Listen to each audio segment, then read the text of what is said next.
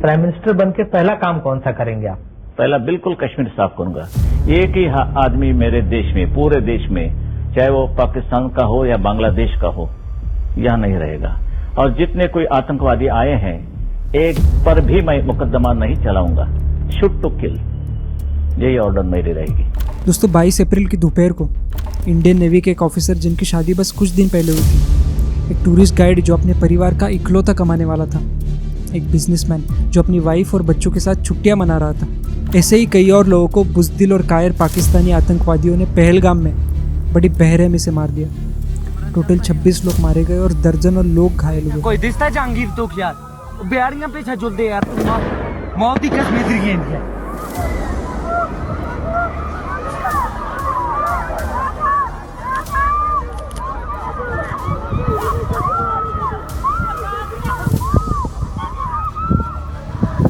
दो 2008 के 26/11 के टेररिस्ट अटैक के बाद ये सबसे बड़ा हमला था जिसमें इतने सिविलियंस मारे गए।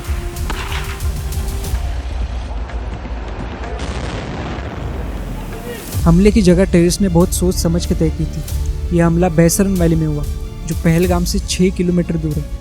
बैसरन वैली जाने के लिए पाइन के घने जंगलों और कई झरनों को पार करना पड़ता है। यहाँ सिर्फ चल के या घोड़े पे जाया जा सकता है। पहलगाम से बैसरन वैली चल के जाने में 1 घंटा लगता है, घोड़े पे भी लगभग उतना ही समय लगता है। हमला करने के लिए ये जगह सबसे सटीक थी, क्योंकि कोई भी मदद आने के लिए कम से कम 1 घंटा तो लगता ही लगता। आतंकवादियों ने टाइमिंग भी सही चूज़ किया। अभी कश्मीर में पीक टूरिज्म चल रहा था। जिस दिन यह हमला हुआ उस दिन सिर्फ बैसरन वैली में 2000 लोग थे। ये जाहिल लोग अगर अपना देश चलाने में इतना दिमाग लगाते तो आज पाकिस्तान को IMF के फेंके टुकड़ों पे जीने की नौबत नहीं आती। इस हमले के बाद पुतिन का एक स्टेटमेंट याद आता है, टेररिस्ट को माफ़ करना ना करना ऊपर वाले के हाथ में, लेकिन उनको ऊपर वाले तक पहुंचाना हमारी जिम्मेदारी है।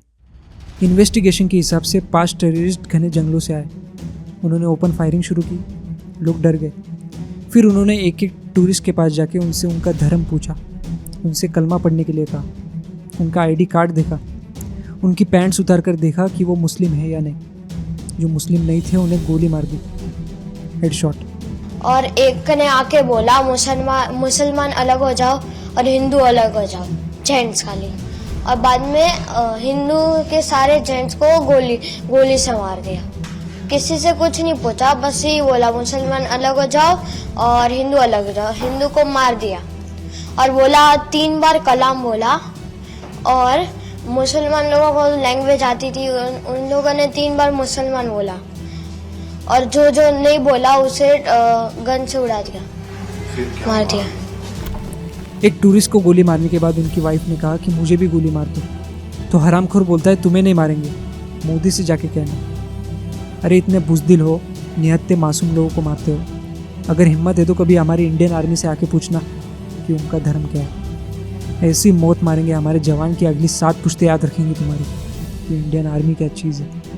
मारने के बाद वो टेररिस्ट जिन घने जंगलों से आए थे वह वापस चले गए। सिक्योरिटी फोर्सेस तुरंत वहाँ पहुँचे, लेकिन जब तक हमारी सिक्योरिटी फोर्सेस आती वो टेररिस्ट भाग चुके थे। दोस्तों सबसे पहला सवाल मन में आता है कि पहलगाम बॉर्डर से कम 200-250 किलोमीटर दूर है, तो बिना लोकल लोगों के सपोर्ट के ये टेररिस्ट हिंदुस्तान में इतना अंदर तक घुसे, हमला किए और भाग भी गए? पॉसिबल नहीं। 100% कुछ लोकल लोगों का सपोर्ट होगा इनको। इन टेररिस्ट को मारने से पहले उन लोकल लोगों को ढूंढ के मारना चाहिए जो खाते इधर का है और गाते पाकिस्तान का है। द रेजिस्टेंस फ्रंट नाम के टेररिस्ट ऑर्गेनाइजेशन ने इस हमले की जिम्मेदारी ली है। ये असल में लश्कर तोयबा की एक एक्सटेंडेड आर्म है। अब पाकिस्तान लश्कर जैसे रिलीजियस नाम तो यूज़ नहीं कर सकता टेररिज्म के लिए, नहीं तो IMF वाले भीख नहीं देंगे इनको। इसलिए कश्मीर के रेजिस्टेंस को उठा के अपना नाम रख लिया द रेजिस्टेंस फ्रंट, ताकि लगे कि ये कोई पाकिस्तानी टेररिस्ट नहीं, इंडिया के मिलिटेंट्स हैं। रेजिस्टेंस फ्रंट का लीडर भी है भद्दा सुअर हाफिज सईद ही है, जो लश्कर तोयबा का भी लीडर है। यही हाफिज सईद 26/11 के हमले का मास्टरमाइंड था। इस हमले के पीछे का मकसद तो साफ है। 370 कलम हटने के बाद कश्मीर का टूरिज्म काफ़ी बढ़ रहा है। सिर्फ 2024 में कश्मीर में 35 लाख टूरिस्ट आए थे। हर दिन लगभग 9500 टूरिस्ट कश्मीर आ रहे हैं। काफ़ी फॉरेन टूरिस्ट भी आ रहे हैं। जुलाई से अमरनाथ यात्रा भी शुरू होने वाली है, जिसका बेस कैंप पहलगाम में होता है। बस यही इकोनॉमिक डेवलपमेंट पाकिस्तान की आँख में चुभ रही थी। पाकिस्तान खुद कटोरा लेके दर दर घूम रहा है कि कोई भीख दे दे, और हम लोग यहाँ इतनी तरक्की कर रहे हैं तो पेट में तो दुखेगा ही। फॉरेन टूरिस्ट आ रहे हैं, US चाइना ट्रेड वॉर के बाद फॉरेन इन्वेस्टमेंट्स आ रही है, लेकिन इनको मालूम है कि इंडिया में अगर स्टेबिलिटी कम कर देंगी तो फॉरेन टूरिस्ट और फॉरेन इन्वेस्टमेंट्स दोनों ही नहीं आएंगे। जिस देश में पॉलिटिकल स्टेबिलिटी नहीं है वहाँ फॉरेन इन्वेस्टर्स क्यों जाएंगे?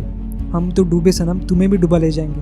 ये पाकिस्तान की पुरानी फितरत है। सिर्फ हिंदुओं पे हमला भी इसीलिए हुआ कि देश के हिंदू मुस्लिम बच जाए। 1993 के बॉम्ब ब्लास्ट के बाद जैसे दंगे हुए थे वैसे कम्युनल दंगे वापस हो, लेकिन देश के लोग इतने भी पागल नहीं हैं। ये जंग हिंदू वर्सेस मुस्लिम नहीं, इंडिया वर्सेस पाकिस्तान है। इनके कौम में सिर्फ जहर भरा है, जहर। इनका हिसाब चुकाते चुकाते हम खाक हो जाएंगे। मोदी जी ने कहा है कि ये टेररिस्ट जहाँ भी होंगे उनको पाताल से भी ढूंढ लाएंगे और चुन चुन के कुत्ते की मौत मारेंगे। और मोदी जी ने इंग्लिश में कहा है, मतलब एक ग्लोबल मैसेज दिया है कि इस बार इंडिया शांत नहीं बैठेगा। I say to the whole world,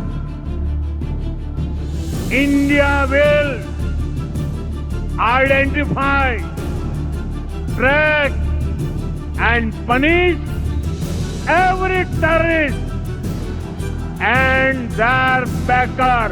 We will pursue them to the ends of the earth. India's spirit will never be broken by terrorism. Terrorism will not go unpunished. Every effort will be made to ensure that justice is done. India ने इस terrorist attack का करारा जवाब देते हुए पाकिस्तान के खिलाफ 5 ठोस कदम उठाए। पहला तो अतारी बॉर्डर बंद कर दी। दूसरा, पाकिस्तानी नेशनल्स को सार्क वीज़ा देना बंद कर दिया। ये visa businessman, sports person, lawyers, journalist के लिए होता है। तीसरा, पाकिस्तानी नेशनल्स जो भी अभी इंडिया में हैं उनको 48 घंटे में वापस पाकिस्तान जाने के लिए कहा है। निकल, पहली फुर्सत में निकल, कोई जरूरत नहीं हिंदुस्तान को तेरी, पहली फुर्सत में निकल। चौथा, पाकिस्तान के डिफेंस ऑफिशियल जो इंडिया में हैं उनको भी वापस जाने के लिए कहा है। और इंडिया के डिफेंस ऑफिशियल जो इस्लामाबाद में हैं उनको भी इंडिया ने वापस बुला लिया है।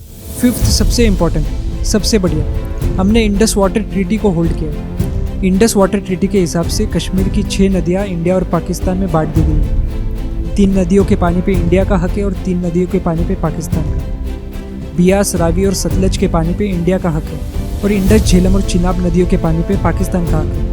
इसलिए इन नदियों का 70% पानी हमें पाकिस्तान को देना होता है। वो पानी देना ही हमने बंद कर दिया। पाकिस्तान की 60% एग्रीकल्चर इन नदियों के पानी पे डिपेंडेंट है। कराची, लाहौर, इस्लामाबाद जैसे शहरों के पीने का पानी भी इन नदियों से ही आता है। इंडस्ट्रियल पानी भी इन नदियों से ही आता है। इंडस ट्रीटी को रोक के तड़पा तड़पा के मारना चाहिए सालों को। एक बूंद पानी की नहीं देनी चाहिए। इनकी 25 करोड़ जनता को भी ये समझना चाहिए कि बाप से पंगा नहीं ले। अभी सारा पानी रोकना चाहिए और जब बारिश के टाइम पे ये डैम पूरे भर जाएंगे तब एक साथ सारा पानी छोड़ देना चाहिए। पूरा पाकिस्तान बह के साफ हो जाएगा सारा। हमारे ये मेजर्स उठाने के बाद पाकिस्तानी सरकार ने भी इंडिया के खिलाफ कुछ मेजर्स उठाए। उन्होंने इंडिया की एयरलाइंस के लिए अपना एयर स्पेस बंद कर दिया, जिसका खासा कुछ फ़र्क इंडिया में पड़ेगा नहीं। फिर भी उनकी सरकार पाकिस्तानी जनता को ये दिखा रही है कि भाई पाकिस्तान भी कुछ कर रहा है। भारत की तरफ से रिस्पॉन्स आया, मैं समझता हूँ कि एक चाइल्डिश और इमेच्योर रिस्पॉन्स था कि उन्होंने लीगली ना डॉक्यूमेंट पढ़ा, ना कानूनी हैसियत पता करने की कोशिश की कि एक इंटरनेशनल ट्रीटी है उसकी कानूनी हैसियत क्या है। तो कल मुझे हॉलो थ्रेट्स नजर आए हैं, जिसको उर्दू में गीदड़ भपकियाँ कहते हैं। और पाकिस्तान ने जो आज रिस्पॉन्स उन गीदड़ भपकियों का दिया है, जो हॉलो थ्रेट्स थे, जिनकी कोई लीगल, पॉलिटिकल, सोशल या किसी किस्म की कोई इंटरनेशनल किस्म की भी कोई इम्प्लीकेशन नहीं है, पाकिस्तान ने जो आज रिस्पॉन्स दिया नेशनल सिक्योरिटी कमेटी ने, इट वाज 2 नॉचेस हायर। हमने 2 गुना बढ़ के उसका जवाब दिया है। आप अपना जहाज गुजारे ना एयर स्पेस में से, एयर स्पेस बंद है आपके लिए। आपको जो कॉस्ट पड़ेगा मिलियंस ऑफ डॉलर्स का, आपकी एयरलाइन सफ़र करेगी, आपकी इकॉनमी सफ़र करेगी। ट्रेड के हवाले से जो टोटल बंदिश है, even through any third state, India से डायरेक्ट तो सवाल ही पैदा नहीं ना होता, किसी और मुल्क के थ्रू भी इंडिया से ट्रेड मुकम्मल तौर पे बंद है। तो आपकी इकॉनमी को अब इसकी हिट पड़ेगी, आपको ये हिट लेना पड़ेगी। और मैं ये देखिए बड़ी क्लैरिटी के साथ ये बात पूरी दुनिया को पता है, इंडिया टेररिज्म को यूज़ करता रहा है विक्टिम बनने के लिए। भाई हम फ्रंटलाइन स्टेट हैं टेररिज्म के खिलाफ, आप एक्सपोज हो चुके, पूरी दुनिया जान चुकी है कि आप टेररिज्म को जो है वो स्पॉन्सर करते हैं पाकिस्तान के अंदर। ख्वाजा साहब ने कलभूषण की बात की, हमारे पास क्रेडिबल एविडेंस, लीगल एविडेंस मौजूद है आपके खिलाफ कि आप स्पॉन्सर करते हैं टेररिज्म को, और आज आप टेररिज्म को यूज़ कर रहे हैं अपने पॉलिटिकल एडवांटेज के लिए। तो हमने आपका जो हिसाब बराबर किया है सूद समेत आज थ्रू नेशनल सिक्योरिटी कमेटी, वो भरपूर तरीके से किया। नैरेटिव की वॉर दोबारा जिस तरह पुलवामा में जीते थे, आज भी पाकिस्तान ने नैरेटिव की वॉर में भी सबकत हासिल की है। टेररिज्म के खिलाफ फ्रंटलाइन स्टेट, गीदड़ भपकिया, हॉलो थ्रेड्स। अब देखना बेटा ये हॉलो थ्रेड्स कैसे घुसते हैं तुम्हारे। इंडिया के साथ ट्रेड बंद कर दिया इन गधों ने। अरे बेवकूफ़ हो, पाकिस्तान का पूरा फार्मास्यूटिकल, तुम्हारे एसेंशियल फूड आइटम सब इंडिया से ही तो आते हैं, तो इसमें नुकसान हमारा होगा कि तुम्हारा होगा। वर्ल्ड की 3rd लार्जेस्ट इकोनॉमी को हिट करेंगे ये लोग, जो खुद अपना गुजारा दूसरों से भीख मांग के कर रहे हैं। पाकिस्तानी जनता को बस डिल्यूजन में रखने का काम कर रहे हैं, बाकी कुछ नहीं। इस हमले के बाद पाकिस्तानी हेडक्वार्टर में केक लाया गया। पाकिस्तान के डिप्टी प्राइम मिनिस्टर ने इन टेररिस्ट को फ्रीडम फाइटर्स कहा। तो वो हमें शुक्रगुजार होना चाहिए कि ये तो फ्रीडम फाइटर्स भी हो सकते हैं, वी डोंट नो कि कौन है। दोस्तों, इंडिया को फुल इंटरनेशनल सपोर्ट मिल रहा है। America, Russia, UK, Italy, Australia सब ने ट्वीट करके इंडिया का साथ दिया है। पाकिस्तान की पूरी इकोनॉमी IMF फंडिंग पे चल रही है। अगर इंडिया इसी इंटरनेशनल सपोर्ट के साथ ये प्रूव कर दे कि ये हमला पाकिस्तान ने करवाया था, ये प्रूव कर दे कि पाकिस्तान एक टेररिस्ट प्रो कंट्री है, तो पाकिस्तान FATF यानी कि फिनेंशियल एक्शन टास्क फोर्स की ग्रे या ब्लैक लिस्ट में आ सकता है, जिससे उसकी पूरी IMF फंडिंग रुक जाएगी, जिससे पाकिस्तान की पूरी इकोनॉमी बर्बाद हो जाएगी और वर्ल्ड मैप से ही पाकिस्तान गायब हो जाएगा। लेकिन एक इम्पॉर्टेंट सवाल उठ रहा है इंडिया की इंटरनल सिक्योरिटी पे।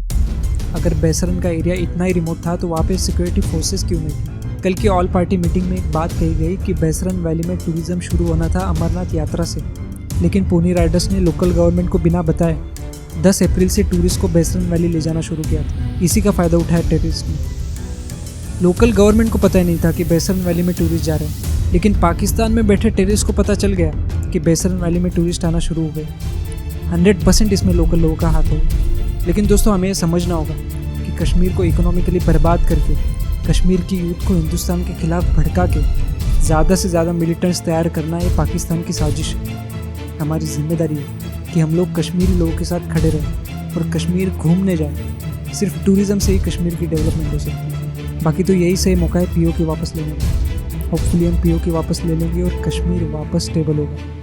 5 साल लगे थे 370 हटने के बाद कश्मीर स्टेबल होने में, और इन जाहिलों की वजह से कश्मीर वापस 5 साल पीछे चला गया। लेकिन मुझे इंडियन आर्मी और इंडियन गवर्नमेंट पे पूरा भरोसा है। हम भी ईंट का जवाब पत्थर से देंगे। जय हिंद।